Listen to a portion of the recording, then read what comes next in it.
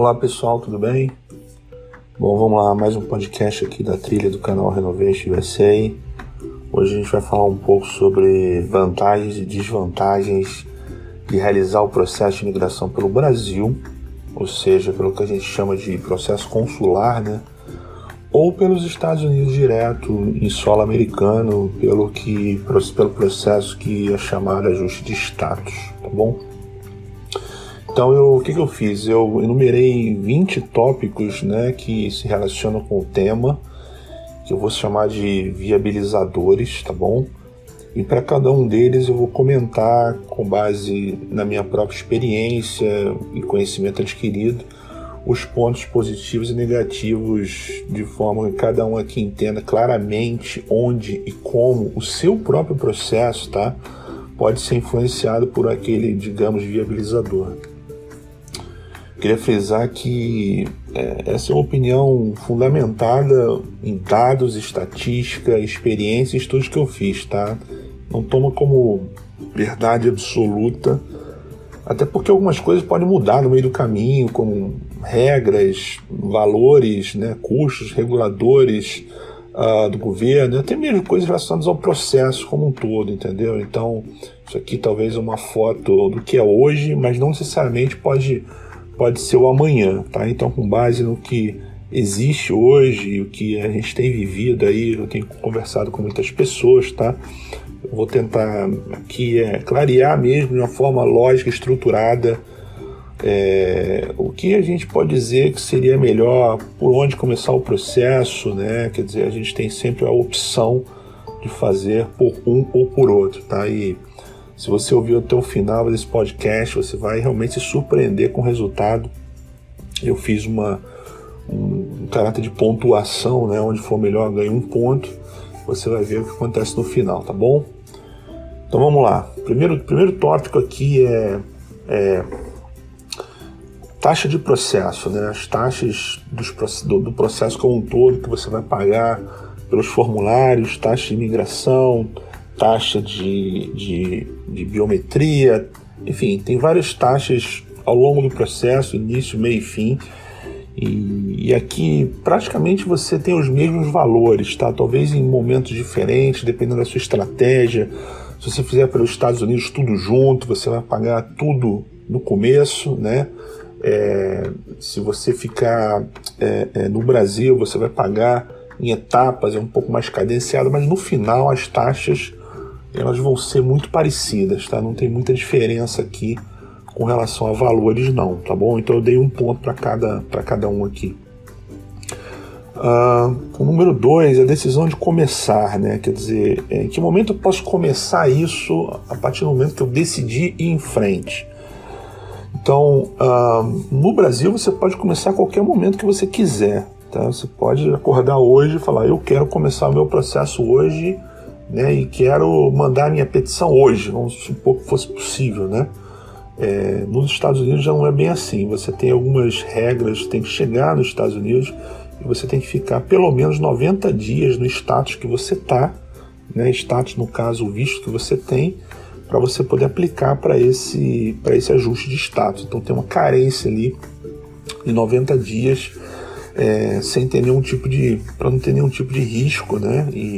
Então eu coloquei aqui como uma vantagem você poder decidir a hora que quiser no Brasil e nos Estados Unidos por ter uma restrição. Eu coloquei uma pontuação favorável ao processo consular no Brasil, tá bom? O terceiro eu vou chamar de possibilidade de trabalho, né? Vamos dizer assim, automático, tá bom? No Brasil, de novo, da mesma forma que você pode acordar e querer enviar o seu processo, você pode trabalhar a hora que você quiser, do jeito que você quiser, sem prestar conta para ninguém e não tem nenhum tipo de restrição, tá? Nos Estados Unidos, você não pode trabalhar com visto se você não tiver o Combucar, no caso o Work Permit e a permissão de trabalho, que é um processo, que é um formulário que você manda à parte e você precisa ter aquela aprovação, né? Você está com visto de turista, vamos dizer, após 90 dias, você dá entrada no processo, você tem que aguardar esse Work Permit para poder trabalhar nos Estados Unidos. Então, por conta dessa restrição, dessa possibilidade, sim ou não, de trabalho automático, né, eu dei um ponto para a flexibilidade que você tem do Brasil de continuar fazendo a sua vida profissional durante o processo sem nenhum tipo de restrição, tá bom? O próximo passo, ou o próximo viabilizador, né, eu chamei de segurança da negação, né? O que é segurança da negação? Bom, o fato aqui são os riscos envolvidos, né? Quer dizer, se você no final do processo tiver uma negação por alguma razão que seja, tiver um problema, a sua petição não for aprovada, né?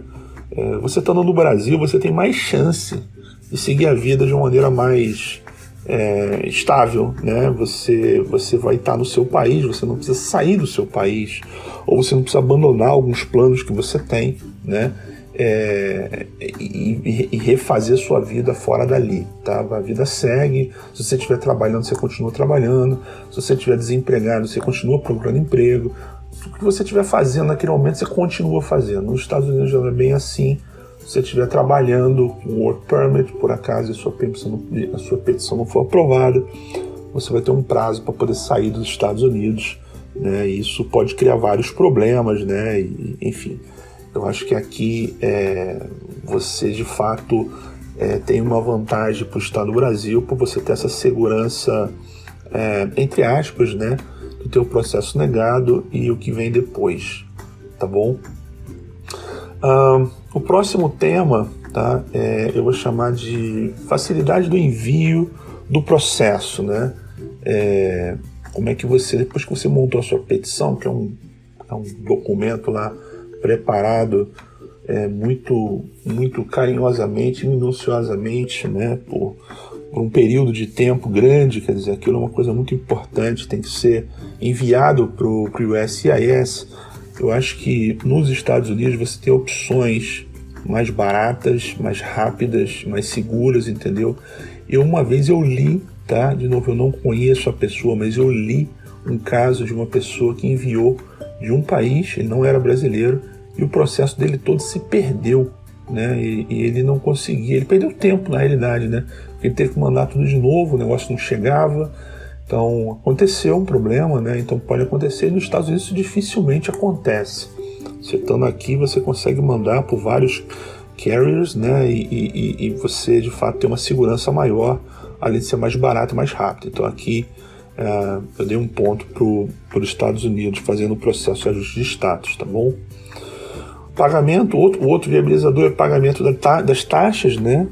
Eu acho que aqui também é um ponto favorável ao processo de ajuste de status dos Estados Unidos. Você tem mais opções em cheque, moeda local, vai ser mais fácil você fazer esse pagamento, você não precisa mandar um formulário, debitar em cartão de crédito internacional. Às vezes tem pessoas que não têm cartão de crédito internacional, tem que pedir um cartão de crédito internacional só para fazer isso. Então, o pagamento das taxas aqui, você tem mais opções e mais flexibilidade para fazer pelos Estados Unidos. Então, eu estou dando um ponto aqui para esse viabilizador, tá bom?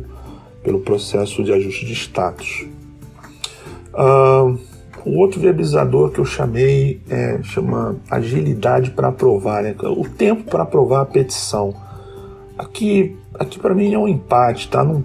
Para mim não tem muita diferença entre mandar pelo Brasil. A partir do momento que você manda, né, o período de análise, né, isso é um processo padrão, isso vai para um escritório central e os pleitos eles são analisados, né? Existe uma cota por país, né? Então vai tudo para o mesmo, digamos assim, o mesmo departamento, e aquele prazo ele gira em torno de 8 a 12 meses, entendeu? Alguns casos são até mais rápidos, mas com relação às experiências a minha própria experiência também com relação a muitas pessoas que eu conheço que passaram por esse processo, para mim aqui não tem diferença. Para mim é um ou outro, deu um ponto para cada um aqui, tá? Pelo prazo ser o mesmo, tá bom? O próximo viabilizador é complexidade, tá? Complexidade de você montar o processo, a complexidade de você ter a estruturação correta, o passo a passo, o que é requerido no processo para que aquele negócio dê certo no final. Para mim também é igual, tá? São os mesmos passos, são as mesmas... Muda um form aqui, um form ali e tal, mas a estruturação, a essência, as restrições, os requerimentos são os mesmos. Então eu dei para esse processo que eu estou chamando de complexidade, viabilizador chamado complexidade, 1 ponto para cada um, porque os passos para mim são os mesmos, mudam talvez algumas direções, mas a essência daquele caminho é o mesmo, não tem muita diferença, tá bom? O outro viabilizador, estou chamando aqui de acesso a documentos, credenciais, diplomas. Eu tenho visto muitas pessoas, principalmente quem está fora dos Estados Unidos, com muita dificuldade de acesso a isso, porque a universidade está fechada, o documento não está disponível, eu preciso de uma segunda via, eu preciso tirar um documento pessoal que está num cartório brasileiro e tal. Então, você estando no Brasil aqui, você tem mais facilidade de ter acesso a esses documentos, né? Se você não tiver. E então o acesso local é mais viável, é mais rápido. Isso certamente ganha tempo e pode fazer você até economizar dinheiro também, porque esses documentos, certamente, você estando fora do país, alguém vai ter que te mandar eles. Então eu dei 1 ponto aqui para esse viabilizador, dei 1 ponto no processo consular, fazendo pelo Brasil, tá bom? O próximo eu estou chamando de custo de espera, né? Então, a partir do momento que você enviou, o custo de você estar aguardando, né? Você vai ter ali um tempo inerente que você vai esperar esse processo, essa petição, vamos dizer assim, entre 8 meses, 1 ano, às vezes até um pouco mais, dependendo do processo, do período, né? E você vai ter que estar em algum lugar esperando, né? Estando no Brasil, você economiza 4 vezes mais, em média, né? De 3 a 4 vezes mais. Você está no seu país, você está recebendo, vamos dizer assim, em reais e pagando as suas contas em reais, né? E estou considerando aqui, claro, a possibilidade de você estar nos Estados Unidos e não estar trabalhando, entendeu? Quer dizer, o pior cenário, né? Vamos comparar o pior cenário do viabilizador. Em ambos os lugares você não está trabalhando, tá bom? E você tem uma reserva, né? E você está consumindo essa reserva. E nos Estados Unidos você vai consumir essa reserva em dólares, estando a reserva em reais. Então você vai consumir isso muito mais rápido. Algumas coisas são mais baratas, né? Outras coisas não. Então no final a conta acaba empatando e a diferença de câmbio acaba sendo quase real, né? Então se o dólar hoje está 5, né? Certamente você vai ter alguma coisa muito próximo disso para você ter esse tempo de espera em solo americano. Então por isso que eu dei 1 ponto aqui no custo de espera para o processo consular, tá bom? Estatísticas de aprovação. Pelo site do USCIS você consegue visualizar o número de processos que foram aprovados por ele ser consular ou por ele ser ajuste de status, em quais cidades, por país, tem tudo lá, tudo disponível, né? Tudo informação pública, né? Por ser um processo de uma cota por país, né? Eu tenho visto ali, pelos números que foram publicados, um equilíbrio muito grande entre número de aprovações. Eu estou falando aqui dos últimos 2 anos, tá? Pode ser que antes tenha sido diferente, pode ser que esse ano, em função do que está acontecendo, pode ter um outro cenário, mas em geral as aprovações elas são equilibradas e não tem muita diferença, aprovando mais para cá, mais por lá, tá? De novo, pelos números que foram publicados. Então aqui eu dei 1 ponto para cada um, porque realmente existe um equilíbrio entre o número de aprovações aí, sendo consular ou ajuste de status, tá bom? Próximo viabilizador, estou chamando de contratação de advogado, né? Eu acho que você estando em solo americano, você tem mais opções de preço e mais opções de profissionais. Você não se limita só aos escritórios ou aos advogados brasileiros, ou até mesmo alguns escritórios que vêm de fora no Brasil. Você tem muita opção aqui, opções boas e ruins, tá? Não estou tratando aqui da qualidade, mas eu estou falando de você ter facilidade de ter acesso a advogados de imigração, você ter acesso a opções de preço, acesso a opções de qualidade, acesso a opções de escopo que você quer ter para trabalhar com aquele advogado, entendeu? Você tem mais flexibilidade nos escritórios. Então, estando em solo americano, eu acho que você tem mais acesso a isso, por conta que eu dei esse ponto adicional para você ter essa contratação de advogado em solo americano de uma maneira mais fácil, tá bom? Com mais opções. Por outro lado, o próximo viabilizador é o pagamento do advogado, né? É muito comum no Brasil, principalmente nos modelos mais recentes, você ter parcelamento, tá? Muitos escritórios estão parcelando. Você tem noção, acho que tem escritório parcelando em 3 anos o pagamento em reais, entendeu? Então, onde é que está a vantagem aqui, né? Você fechar um contrato de pagamento do advogado parcelado em reais, e se o seu processo der certo, né? Vamos supor um processo de 1 ano, né? Ou 1 ano e meio, vamos dizer assim, você já começa a trabalhar, ou até mesmo antes, se você tiver o Work Permit, né? Você já começa a trabalhar e já pode começar a pagar o advogado com esse parcelamento, né, em reais pelo Brasil. Então aqui eu coloquei o pagamento do advogado com uma vantagem brasileira, por você ter esse parcelamento, entendeu? Você talvez contratar esse advogado em solo brasileiro, mas na prática você pode utilizar sua renda para fazer esse pagamento, tá bom? Então aqui eu empatei também, por essas 2 razões, o viabilizador pagamento do advogado. O próximo eu chamei de aprendizado da língua, né, do inglês, né, para quem tem uma certa dificuldade ou ainda não está muito familiarizado com a língua, né, certamente o inglês, estando nos Estados Unidos, você fazendo o processo pelos Estados Unidos, você aprende mais rápido, mais consistente, tá? Você vai estar ouvindo inglês o tempo todo, você vai estar lendo inglês o tempo todo, você vai estar se relacionando com pessoas que falam inglês, né?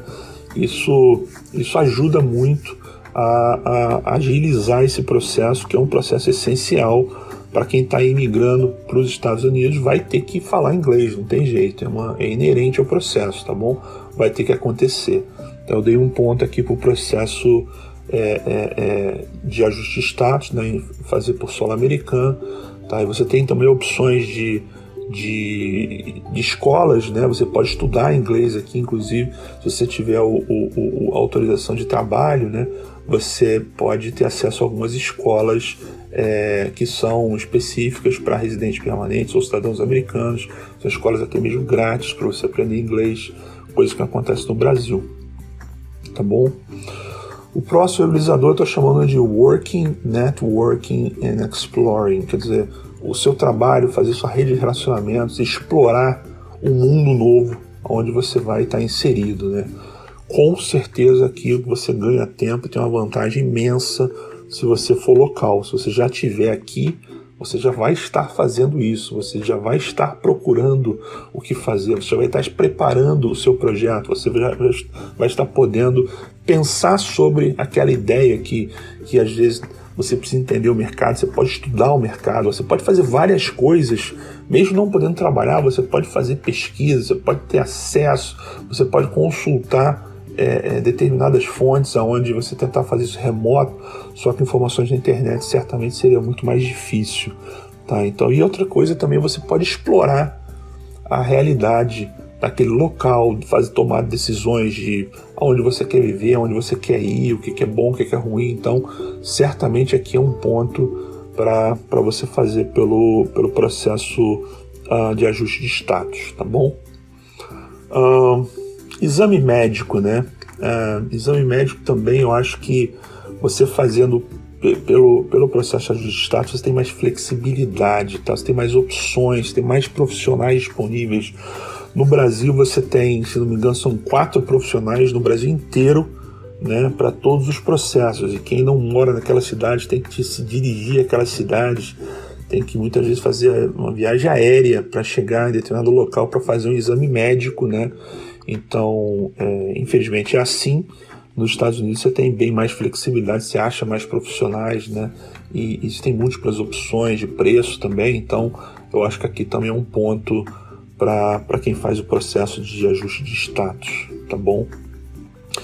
Custo das vacinas, eu acho que aqui tem uma vantagem no processo consular, porque você pode ter acesso a essas vacinas com antecedência e é mais barato, você pode tirar muitos impostos de saúde, até mesmo o custo das vacinas, quando a gente traduz em reais para dólar, o custo da vacina do Brasil é infinitamente mais barato, então você pode fazer isso com o tempo, né? Você pode, a partir do momento que você começou a fazer a sua petição, até o momento que ela for aprovada lá na frente, quando você tiver a marcação da sua biometria e exame médico, né, você tem esse tempo todo para você se planejar com as vacinas. Existe uma lista de vacinas disponível. Eu acho que pelo processo consular você ganha tempo e você é bem mais barato e flexível também para você estar no seu país. E depois essas vacinas vão ser consideradas como ok para a sua carteirinha de vacinação americana. Então aqui é um ponto para o processo consular, tá bom? Próximo viabilizador aqui eu chamei de contato e comunicação pelo USCIS, tá? Eu acho que existe uma vantagem muito grande, você já está em solo americano, a comunicação é mais rápida, ela é direta, ela não tem nenhum tipo de risco de se perder no meio do caminho, né? De novo, eu li casos, e não foi um só, de Request for Evidence, né, de RFE, que não chegaram, né, as pessoas esqueceram de colocar a comunicação por e-mail, não se atentaram a isso, ou por alguma razão o negócio se perdeu e teve pessoas que quase perderam o seu processo porque não conseguiu ser contactadas, coisa que nos Estados Unidos dificilmente isso acontece, você tendo endereço americano. Então aqui eu tô dando um ponto para o processo de ajuste de status, onde você tem mais segurança e certamente a comunicação vai ser mais rápida e direta, tá bom? Entrevista final, você tem mais dificuldade ou menos dificuldade, se é uma entrevista que pode ser mais simples ou não, eu acho que não tem muita diferença aqui, tá? Eu acho que aqui a entrevista final ela vai ser baseada na sua petição, vai ser baseada nas suas ideias, né? Vai ser baseada naquilo que... eu vou até gravar logo, em breve, um podcast sobre entrevista, que eu tenho bastante assunto para falar disso aqui, mas em linhas gerais eu não vejo aqui uma grande diferença entre você ser entrevistado no USCIS Estados Unidos e você ser entrevistado no consulado americano, no caso do Rio de Janeiro. Eu acho que ambas as entrevistas elas podem ser em inglês, podem ser em português, se você precisar, está escrito lá que você pode ter o intérprete, né? Apesar de não ser muito recomendável, né, para esse tipo de visto, mas enfim, não importa. Eu acho que não tem diferença, então eu dei um ponto aqui para cada um, empatou aqui nesse viabilizador, tá bom? Mobilidade no período é um outro viabilizador, tá? Eu acho que aqui tem um ponto para o processo consular, você consegue, se você quiser se movimentar para fora do país onde você está, você consegue até mesmo nos Estados Unidos, se você precisar no período, e no caso, você fazendo pelo ajuste de status, você tem enquanto você não tiver autorização de viagem, enquanto você não tiver algumas possibilidades formais, você está limitado e tem que ficar no país até o final do seu processo. Isso te limita um pouquinho, né? Você não poder viajar, principalmente em caso de emergência, alguma coisa que aconteça. Se bem que emergência é um caso que pode ser discutido, mas de qualquer forma você perde essa mobilidade e você pode ter algum tipo de problema dependendo do que você está vivendo, seu tipo de vida, tipo de negócio. Então eu dei um ponto aqui para o processo consular por essa mobilidade no período do processo, tá bom? E o último viabilizador aqui, eu estou chamando de prazo de imigração, né? Quer dizer, a partir do momento que você tem a sua petição aprovada, se você tem algum prazo para imigrar, no Brasil tem, né? Você tem o seu green card aprovado, você tem que ir para os Estados Unidos em até 6 meses. Tá? Você precisa estar fisicamente lá, pelo menos entrar nos Estados Unidos pela primeira vez em até 6 meses, né? E então é um processo que certamente, além de gerar uma necessidade de, muitas vezes de mudança, de preparação, de planejamento, você tem um prazo, né? E nos Estados Unidos esse prazo não existe, você já está lá, então efetivamente você já recebe o seu green card em casa, você não precisa passar pelo border, né? Pela imigração, e realmente ativar, vamos dizer assim, o seu green card que você recebeu. Então aqui eu dei um ponto para Estados Unidos para fazer o processo via ajuste de status, tá bom? Então, depois desses 20 viabilizadores aqui, né, eu vou, no final, o que aconteceu, né? Empatou. Cada um teve 13 pontinhos, né, fazendo pelo Brasil ou fazendo pelos Estados Unidos.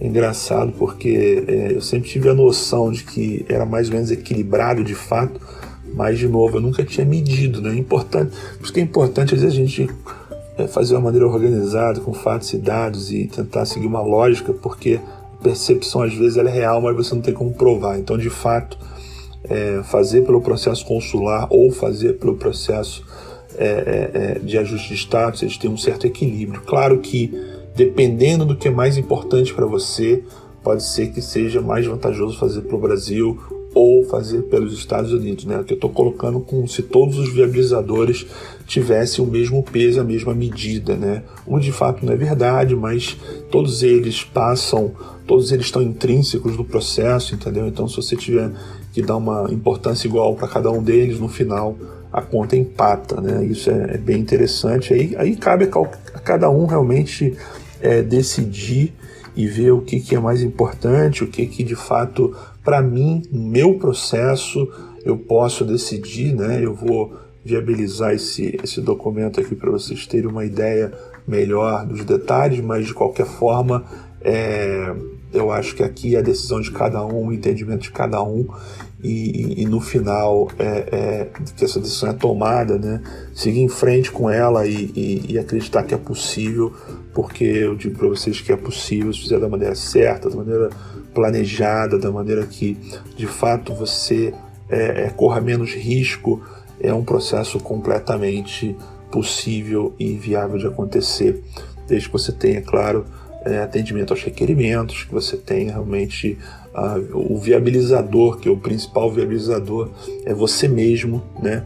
Você com a sua experiência, seu talento, suas credenciais, é isso que lhe faz realmente ser elegível a esse tipo de visto e, consequentemente, ao green card, tá bom? Então, vou encerrar o podcast aqui, tá?